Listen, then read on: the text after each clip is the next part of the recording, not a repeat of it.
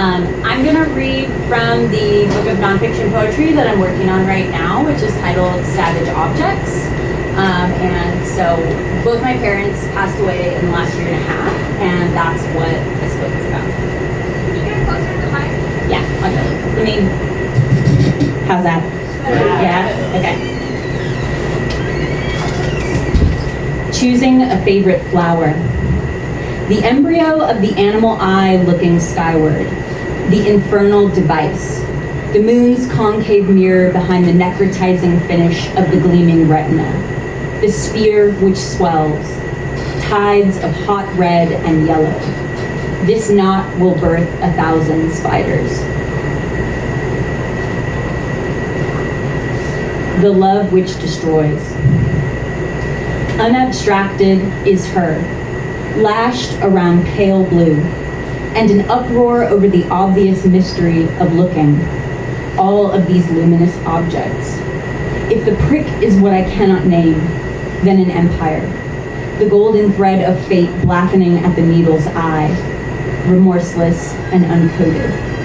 In light of the constant piercing, I am always disturbed, reverberant and full of chirping bats. Anyway, the suggestion of peace disgusts me. When the disembodied hand brushes my hair tenderly, I want to regress. To hang a wreath of savage objects. Memory shapes wood with the worn soldier's knife. Mice, alligators, elephants, ducks, swallows, fish, buffalo, camels, and kings. Swirling auras clustered in their protein coats, imbued with myth and inexorable love. All that essential crystal. Aeons. These things are significant without curation, but there is no way to know. The places where the light touched, every rabbit and gust of wind.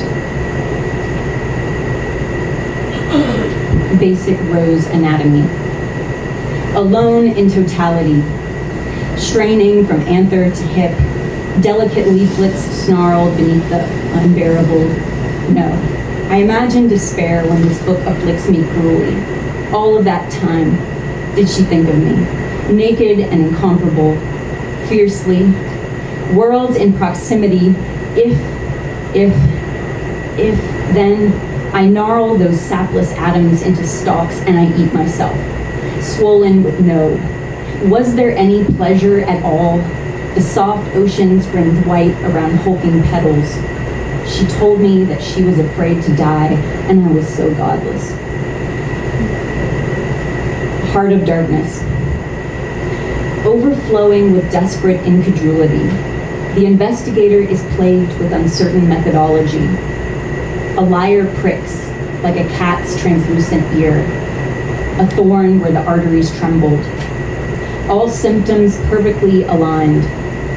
Now I imagine with severity an illuminated manuscript. My cataclysmic moments of failure.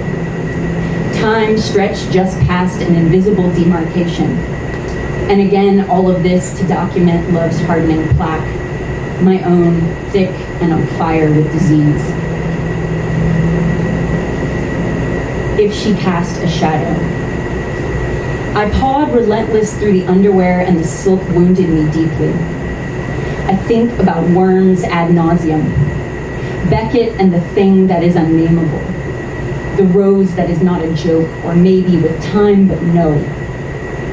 If horror incites laughter, how much? No.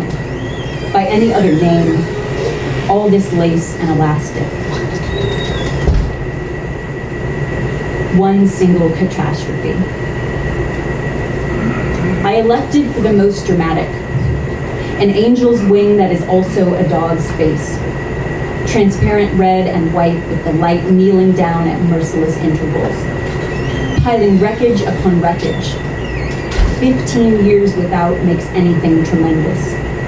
Those intersecting wind-blown histories growing skyward. I prayed for less matter, and there were so many junctures. Costumes I couldn't keep track of. The magnificent howl of bells and strings.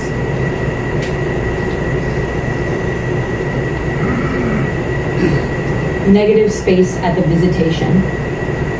Spewed from all embarrassing orifices. Peonies, roses, dahlias, sunflowers, marigolds, morning glories, moonflowers, petunias, pansies, tulips, azaleas, butterfly weed, asters, black-eyed Susans, trumpet flowers, chrysanthemums, carnations, gardenias, violets into a trembling pink cup. This muddy vortex of churning flowers. Sad annihilation. The red spider lily crouches beneath the window and the turquoise at her cold wrist. It's hostile and I wish I hadn't touched it. The fox's psychosis. My mind still collapses beneath the weight of red reek, the monstrous fruit on its slim cane gazing dumbly from behind a permeable membrane, somnambulant, teeming. But outrageously, the hummingbirds remain, feasting among the orange butterfly weed and slashing each other's throats, with rage, untouchable. Do they feel an absence? All of those hot gems just tumbling out.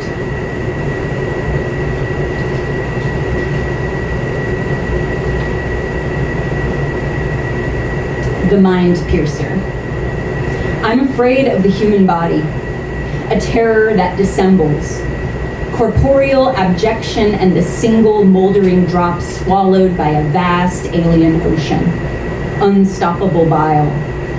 When I am most selfish, I feel that this is the worst time of my life. Give me material abstraction. The body as subject of the slasher's knife. A light touch. Pliable meats falling swiftly and red to the cabin floor. Lungs and brain topped off. Doom scrolling. Sweetly across the unveiled pages, the softer splat of tranquility. Mathematics of quantum tunneling. Time contracts all wounds. Why I return endlessly to these planes and angles. Fingers poised. But I am so hopeless at this. The angel's equation of rose's charred bud. Black gash of the absolute and pandemonium. Rabbit's cold particle thrashing. Is it me careening backward into the open mouth? Do not go softer.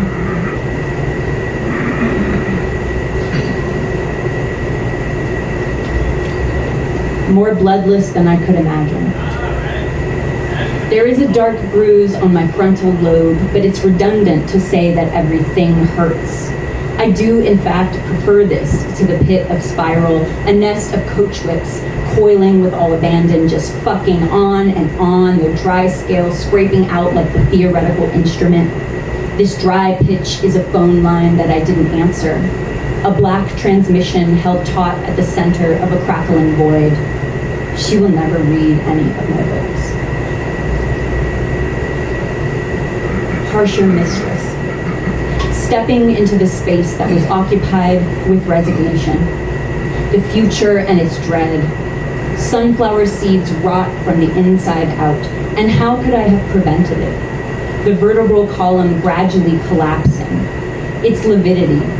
A putrid yellow soaks through the cloth and into a blue plastic bucket. A waiting game. When I reset the clock, time remains unnoticed. When the cockroach dies in its bed, it remains unnoticed. Both solitary and awake.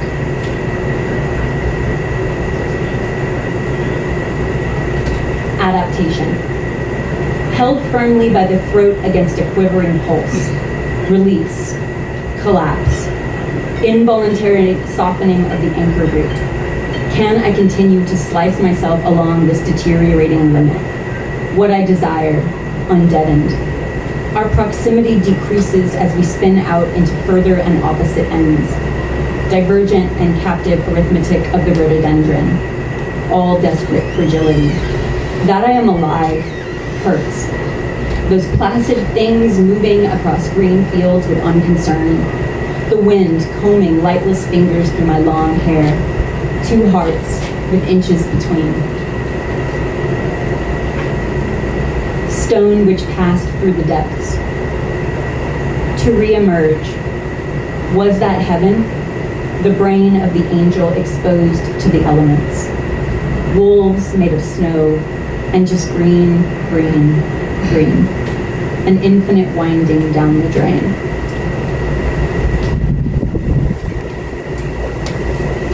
The plunge. Sharp filaments rattle inside a glass jar. The blade of the formless animal twisting and the bloom crouched deep inside of it. These humid cities in their entirety. And why am I doing this? That paintbrush full of disorganized silver hairs. That singular crystal dish. It's upsetting when good things happen to me. Spasm of digestion. Rosin dust suspended in the golden air of sunset. The luminosity of stars. The black and white cat has disappeared into the night, never to return. The orange cat opens its milky eyes to a world of unrelenting torment. It is something to look up through clouded water. The grandmother thinks often of angels, miasma of horror, small gifts tucked into creases of unsuspecting children's pockets, and the wound, encumbered by diamonds and garnets. Do I shoulder its entire legacy, monstrous wings folded carefully into black-throated rills, sharp enough to cut through anyone?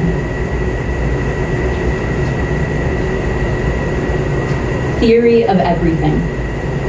How many lives did those cats spend? All the time I think about blood in the water, finite combinations of words and images repeating. Rubies turned black and wet in the light. Is it really terrible to be so tender? Skin pulling back. The angel's accumulation, so much debris off balance and teetering, with or without malice. Permeable chaos.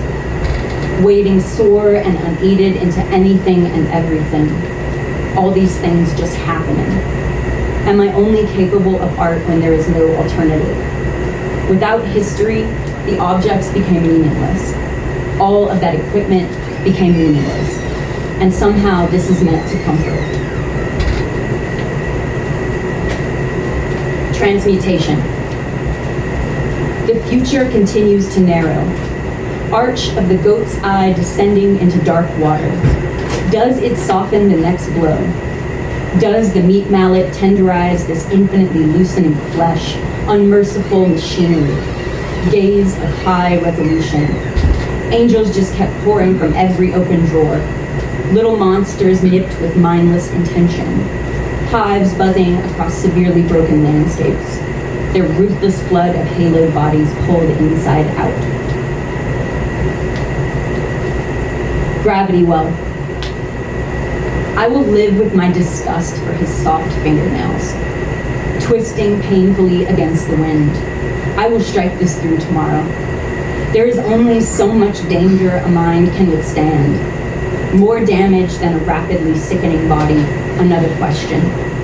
When a stranger reveals a scrap of kindness carelessly, please help me, I can no longer ask of everyone and anyone. Blade dark pulse in the night, shakable and touched so quickly and so easily. I will imagine them both curled like sad dogs in a white room, feet tucked neatly underneath, all seams unraveled. To make the wait for wind. His touch was tender for a quiet murmur, vein of silver pressed into the interior of the onyx eyelid. An unexpected movement of devotion strung shaking along such a delicate parallel chord. In architecture, every poem is an ever-tightening spiral, breathless with suffering, held desperately to the end of degradation. Flowering hematomas swaying. Pearls and pomegranates cannot buy it. Unknowable and inexpressible. To stand after in the mud atop moldering bodies, driven by all human matter. Like dust, love housed only in a blackened dwelling, its value so far above rubies. Thank you. All right. Well, I'm reading tonight from this book of my deceased child's poems. They died in an unexpected accident in 2023. So the afterward contains my feelings about that. I'm not going to get into it here, but I discussed that in an emotional way in the afterward. But I would just like to read these poems by them, because this is what represents their consciousness. It's a record of their consciousness and of their life. So that's why I like to read them. About them. Some are about me, but I'm not going to read those. All right, so let's start with one here called My Bathtub. I can't sit down when I bathe for fear that I'll stay there, encased by the porcelain, cold shock on my back, forced to lie still like a fresh cut, blood bubbling up, the warmth under my skin versus the cold exterior. Temperature shock snuffs out all the thoughts steaming inside me.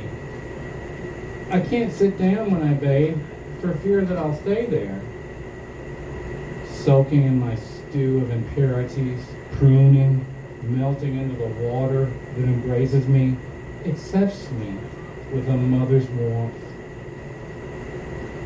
And when the water and I become one, there's no me to tell apart. One solid is left in the bathtub, and after careful demolding, a perfect fat cake rests, turned on its back, impurities scraped off the bottom like congealed tallow, and I will be left to melt and harden again, each time more pure, less me. And when it's done, I'll be clean, molded to the water anew, no more me. I can't sit down when I bathe for fear that I'll stay there. Right. This next one is called My Bike, and I'm reading it mainly because Belle's dear friend Kaya is the person that they used to meet in our Marigny neighborhood to go ride on their bikes when they were little people. So that's kind of what the occasion for this poem. My bike leans on the wall outside my bathroom. It reminds me of summer and pulling my friend out of her room to go on an adventure. I put my phone in the basket, desperately hoping it won't fall through. The weave is too wide, one wrong bump, and no more calls from you. The sun beat down on my dark hair, darker then, and we rode longer than was comfortable. Nothing was comfortable. Riding too hot, too sweaty, too fast, we kept pedaling, music pushing us forward in the lust for adventure, to explore where we shouldn't be, until the sun was ushered away by a cool, fresh drop, and we yearned again for too hot, too sweaty, too fast, because now we were cold. So we left on those bikes again, and I returned mine to the wall outside my bathroom where it could rest again. I smile a lot to hide my small mouth. I talk loud to seem more friendly. I trust easily, but never enough. Never something meaningful to me. I'm good at playing, the game I play, but the walls slowly collapse around me, walls of weak paper mache, inward they fall, on my bike, on my frame, on me. Polaroid. Take a Polaroid to preserve my smile. It will fade to dark after the flash. No one will know my frown while they look at the pretty Polaroid stash. Flipping through emotions from picture to picture. We've run out of film, and it's too dark to see what's more than a fixture, a picture of someone else's me. The last piece out of place. When everything's finished, fatality dawns. I'd rather drown in clothes, suffocate from the mess of myself, than be the last piece out of place. off a shelf in a tidy room and no assignment late. I'll be what's left, the last piece out of place. Alright, now I'm going to go on to a different kind of poem. A lot of Belle's poems here are quite personal, about personal conflicts that they were dealing with. And remember, these are poems of a 15, 16, and 17-year-old. But not all of them. Sometimes she adopts a persona and tries to reflect the attitude of that persona. One of these is a poem called Enkidu. Enkidu is, of course, the sidekick slash lover, maybe, in the famous Sumerian epic of Gilgamesh. And Gilgamesh is sort of the first great patriarchal emperor. And he kind of like brings in patriarchal civilization. And his sidekick is this wild man called Enkidu that he finds in the wilderness, right? So this poem is about their relationship from Enkidu's perspective.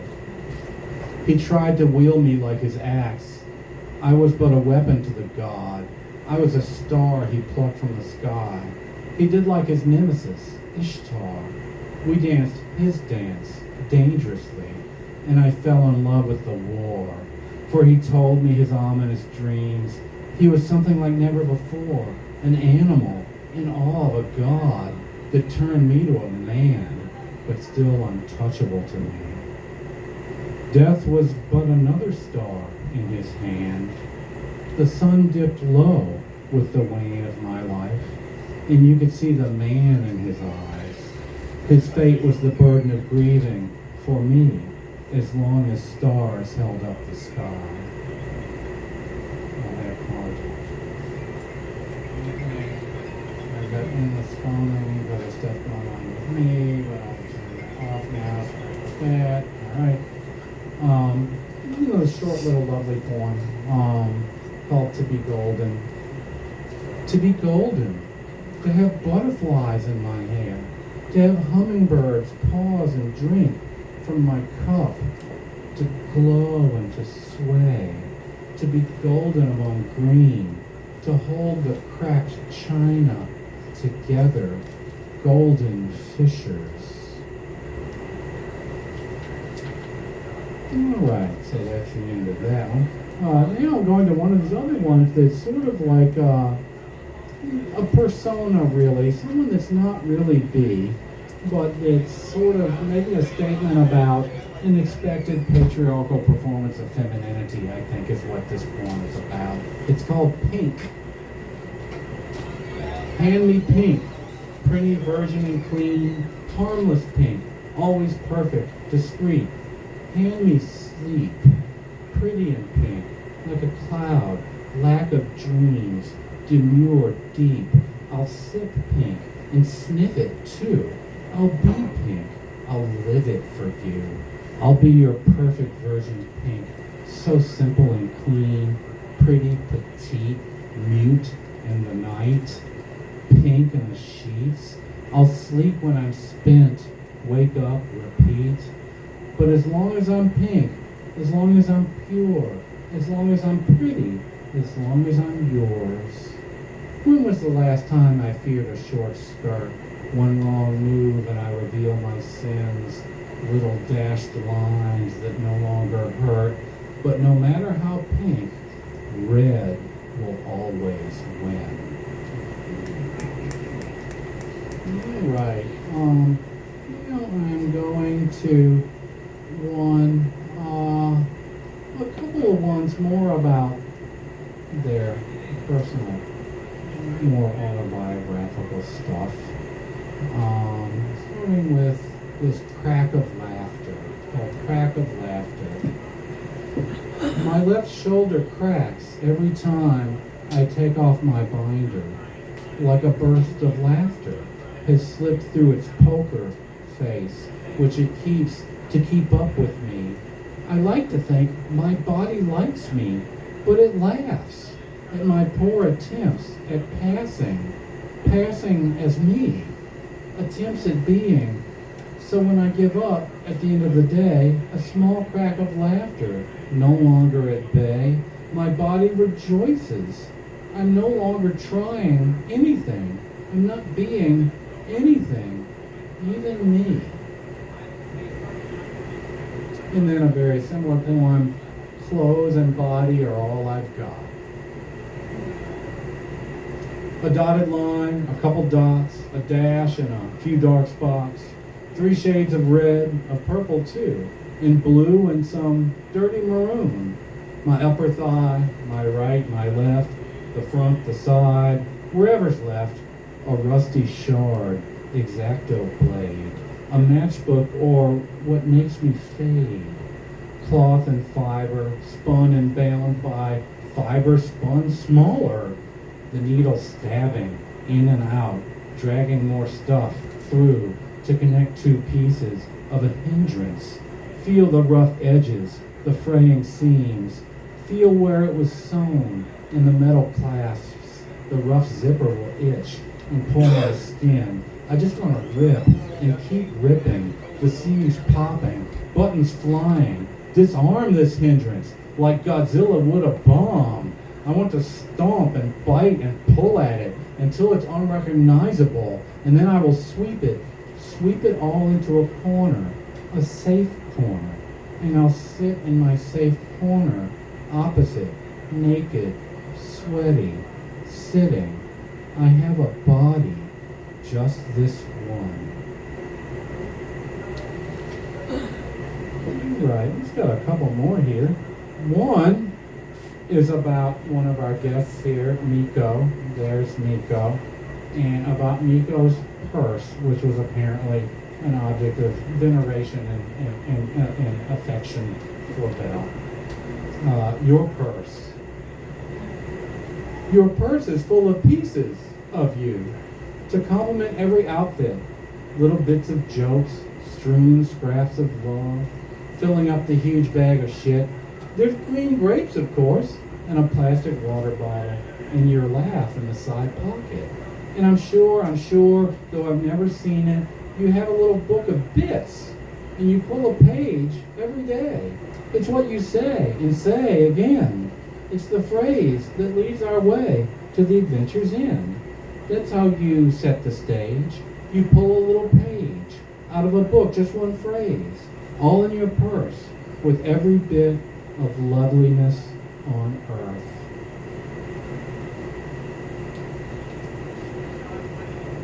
All right, just got 2 more here to do for Belle. And these were the ones where Belle really grapples in interesting ways with gender, which is a lot of what these poems are focused on, especially the later ones. Be defined as gender non-binary, gender fluid, was into their masculine and their feminine sides, and played around with it. So these last couple of poems are kind of on that theme. The first one's called "I Fear That I Abandoned Her." I'd like to see what she'd have written if I could hear her, if she could write. I'd like to know if she would like me, if I could just see her in the light. Would they have bullied her? Would they bully me if I wasn't older? Will they be me when they're grown, writing a poem to some fallen soldier? A girl who was sweet beyond belief, and some of that I remember. Every time they call me she, welcomed her with discomfort. Does she look down on me or through me like she's trapped? Would she be disappointed of where we're heading, where we're at? I wish I could remember, know her better, how she'd react. I wish I had my own permission. Outside parties don't mean jack. If she was honest, she would tell me if I was doing any of this right. All right, and one last poem for y'all called Held Hostage. Held hostage. A villain holds my femininity hostage and vouches monthly for her security. That she is safe as long as I bleed for her eternally. And when her time is up, done too is my bleeding. This is what they told me, the captors, conceding My femininity is tied up in my tubes and eggs, and to keep her safe and viable, I bleed for days on end. Who, though, holds her? Who tells me this must be true? What if my femininity may not lie in eggs and aching tubes? And if she does, I reject her for giving me such blues. What if she's actually much higher, north of the pelvic ruse? Then my body's not what holds her, which strikes the need for negotiating. Why then do I bleed? To satisfy science, that's all. Or I bleed to prove my power. I bleed for ample simple reasons, but not for any her. Gagged and bound in a pubic tower, my femininity has no captor. To her, him, and the others, I say, run free, he and they and she. Thank you. I'm going to read mostly from my new collection called Chinese City. And I wanted you to see that, I know you might not be able to read it, but I wanted you to see the shapes of the poems because they're important to me. And so hopefully you can enjoy the shapes, even if it's kind of blurry. One thing about being in the woods, it's reminded me of love of community, love of ancestors, love of family and friends and self. And I think this is really what this collection is about. It started when I was a student in Riverside, California, and I got involved in this fight to save the historical remains of the Riverside Chinatown. And now I'm realizing I want to see what time I begin, so I can be mindful of time. Okay. So there's a series of poems in here that result from being involved in that fight. And this poem resulted after a visit to Mrs. Bettner's house, which is technically called the Heritage House. And Mrs. Bettner was a rich white lady who collected a lot of Oriental objects. And that's what I learned about in the history. But in the whole back of Mrs. Bettner's house is like a secret servants' quarter that was totally segregated, and there was a Chinese houseboy that lived there. And when we went on the tour, I just learned a lot about the objects, and then we kind of like did a flyby of the quarters, and this poem kind of came out of that process. And there's two sides to it. The left side is a persona poem, and the right side is more of the context, and I'm going to read them separately.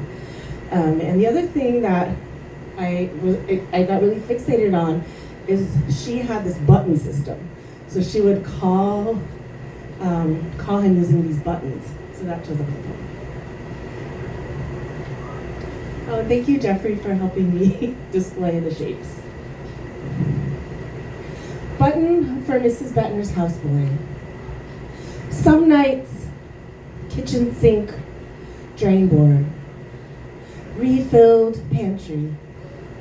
Each number perched to her command.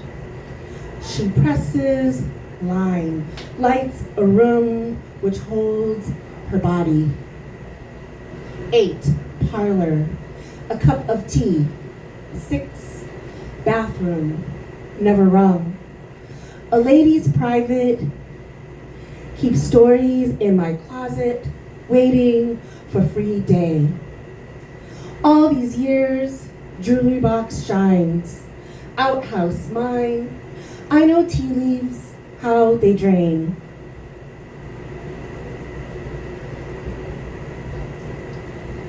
Gramophone.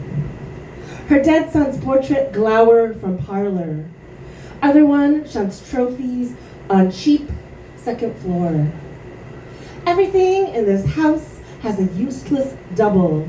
Shutters onto balcony with no entrance. Whist ladies marvel at spider dangle from his neck. If guest stays, fancy magazine holder. Black lacquer next to where hand push. Your book, story of a great nation.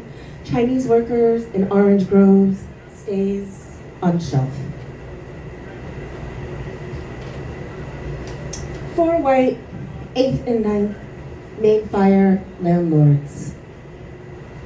Orange Street hoses, lit stove, leave within 60 days, gutted hydrants. Pools of oil, legal, anti-Chinese holiday.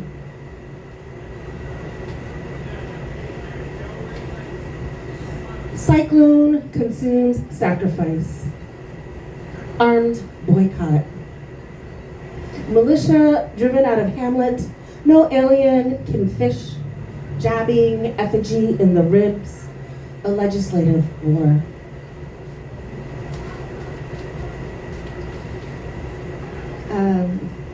So as I mentioned, this collection is really threaded through with a sense of love, and there's a series of trans love poems in here that I'm going to read you some of them. Love with Lion Dancer. Then your head from Lion's Cavern, all ponytail and swagger. You know your body, its capacity for velocity. My hands weakly copy dance under wire lid, discarded animals, bones scrape to metal. Unworn black shoes. Assistant teacher shakes her head, keeps me aside. We had to be better than boys.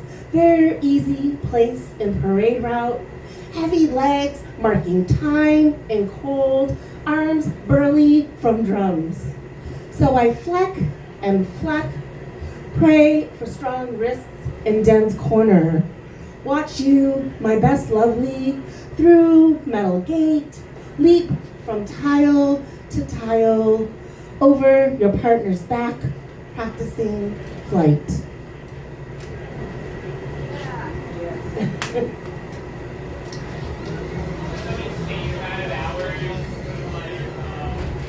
Love with 3.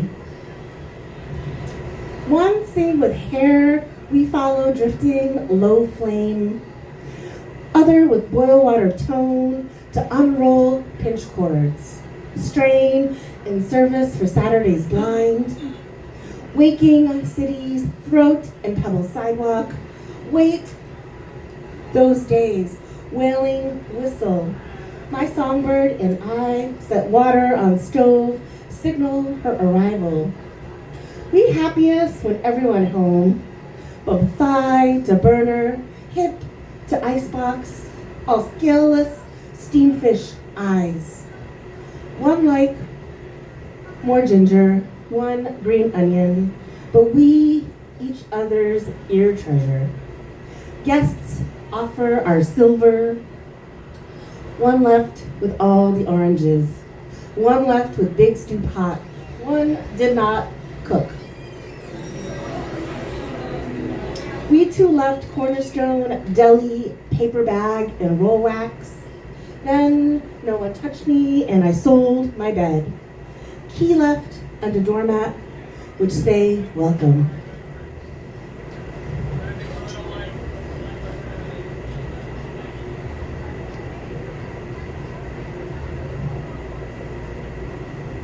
American syntax. The teacher straight back, faced me off, her eyes. My face in cleave of her shoulder, my bones sitting high, my cheek. The word proper arrives in hall, the order of things rolling neat into pine drawers, dead clean. Squeeze juice of greedy sponge, her teeth not match. One chipped, the corner lifted, peeking a window furtive. The other pearl, round and perfect, looming above my arched head, about to bite. Okay, so I'm gonna tell you, I did write start some of these poems when I was a student. And I had a teacher who's a poet who told me, so I write a lot of fragments as you can see, and he was like, you have to write in sentences.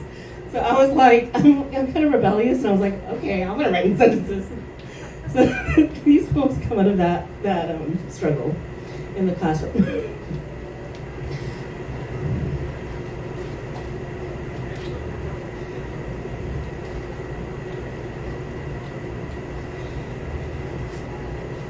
Sentence lover, dreams fragment queen. Rain night, she pull up my fruit stand, first and ready with chortling quarters. I take them into hand, consider each one as if my child. She stands close, a shiver, grin up into night market, fig roll, transaction, family, recipe, sister's knife, scatter only inheritance after deep sea crossing, drown parents, no attic parchment accumulate, me, no potato peeling, gathered scrawled and close as I count out sweet things. Then sirens and she not in mood. She usually mouth story and we needed a long pull after Jose, Lee, Jimmy. All night vowels. She want me understand her attraction to full sentences. Explain to fragment queen why she wants you end stop. Treasure, pop bottom, make monks jump wall into meaty sea. Her brother, through fire of van, shook arms out for cuffs. She draped back into shoulders, wait out night. We sleep on tarmac, and I miss already. In morning, clear skies, an empty soup bowl.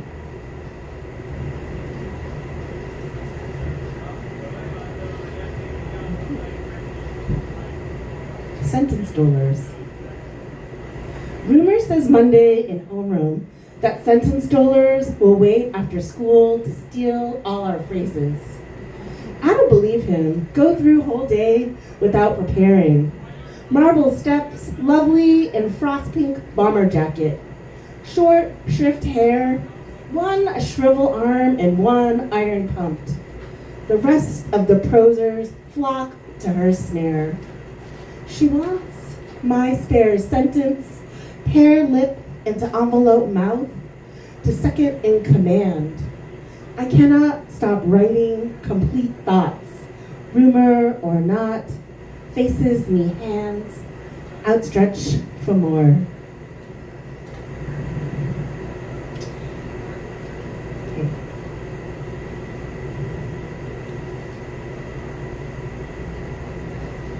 And there's a speculative shiny city that is the opposite of the historical city. I'm going to read you two poems. They're still inspired partly by a trip to Shanghai where everything was getting torn down and rebuilt at a very rapid rate, but also the landscape of some of Southern California. And this is actually a real place called Slab City. And once I read this poem and someone came up to me and said, I lived in Slab City. So if you did live in Slab City, I'd love to chat with you. Underground, shiny city, drag. In Slab City, diners lose doors. Metal plumage, trade sculptors. Hollow warehouse, shard road, twilight. Grainy rain does not fall. Corn, fry stick, brown rice squeeze to drink. Muralist paints, prints her shoulders onto pale butcher paper, hawks them as portraits of the famed. Words, high boxes, tame to ground, broke sandstone slabs, destroyed by water's hint. Desert motel signs gloom over empty troughs, slap bodies, oil and battle, sizzle and wrinkle. Then you step forward. Ring of light, slab cities, rotwood stage. All shark eyes on your suited figure. You step to microphone and twirl. Your debonair hat falls past your eye.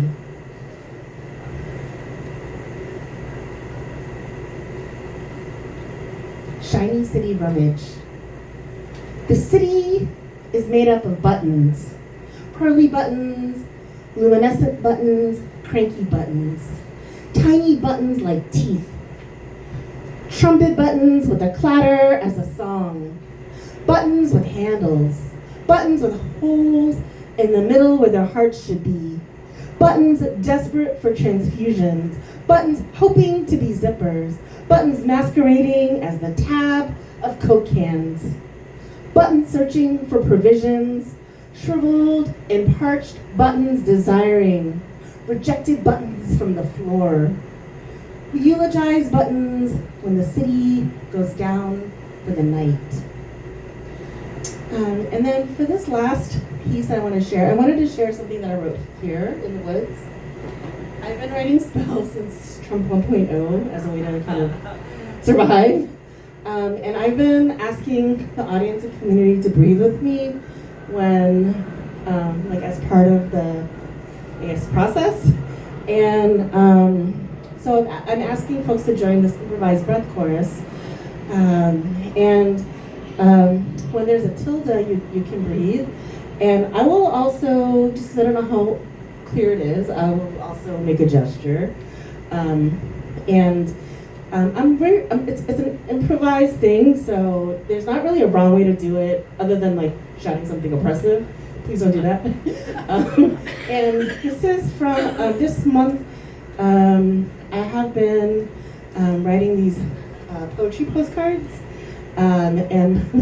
the Studio Woods folks know about my quest to get postcards. Seems my challenging quest, but I was able to barter, and I'm very grateful for that. And I've been combining it with a forms challenge. So this is my attempt at a abecedarian, which is it's basically like every line begins with the alphabet. So A, B, C, you know. I'm gonna ask folks to, if you want to breathe with me. Spell for learning how to break. Ask me again.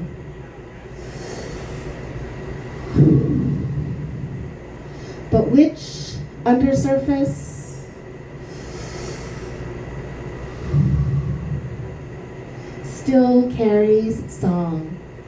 Cracks, ghost familiars, dragging each underdeveloped.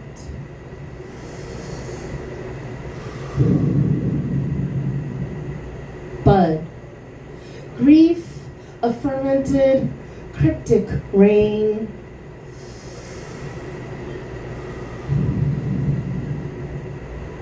Forward, hearing no more unacknowledged.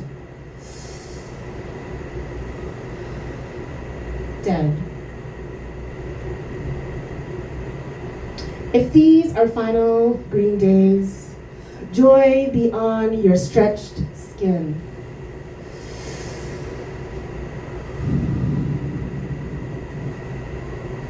Kneel no more. May your next struggle breath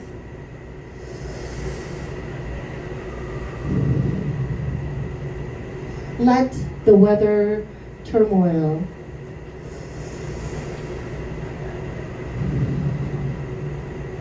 not catch your throat. Oceans of queer future built from our peeling hands, paper handmade from our shared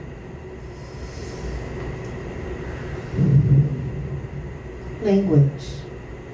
Still seeding even underground, training our eyes for future light, relishing our grown forests.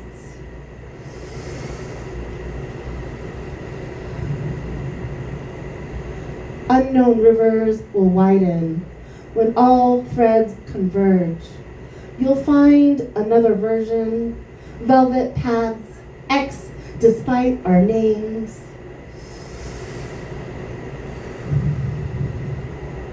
Zephyr carrying forward. Thank you so much.